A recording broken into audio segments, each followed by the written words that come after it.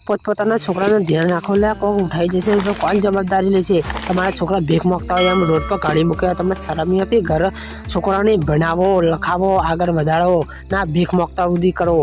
તમને શરમ નહીં આવતી? મારા જ્યાં 500 રૂપિયા મજદૂરી કરશો તો એ છોકરા ભણીને મોટા થશે, નોકરી મળશે. આ તમે શું કરવા મળ્યું છે? રોડ પર આવીને છોકરા મોગી છે ભાઈ.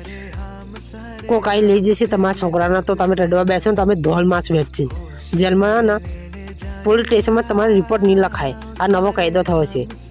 છોકરાને ધોન આપો તો આપો, કે ન તો કાલ ઉઠીને છોકરા કોઈક ઉઠાઈ જશે ને જેલમાં આવ્યા અને રિપોર્ટ લખાયો ને તો તમારા રિપોર્ટને ફાડી નાખશો. અમે બધા થઈ, બધા હિન્દુ થઈને તારા રિપોર્ટને ફાડી નાખશો. છોકરા હાચવાનો જવાબદારી ના લેવી હોય તો છોકરા જણો શું કરવા તમે બધા? આ રોડ પર છોકરા રખડે છે, તમને ભણ નહીં પર ત્યાં લોકો લઈ જશે, કોઈક ઠોકી લઈ જશે, કોઈ ગાડીવાળો મારીને જતી રહેશે તો રડવા કઈ છોકરો કોઈ ભગવાન પાછો આવવાનો હોય? છોકરાઓને ધ્યાનમાં રાખો અને વિડીયો દેખતે રહો. મિલતે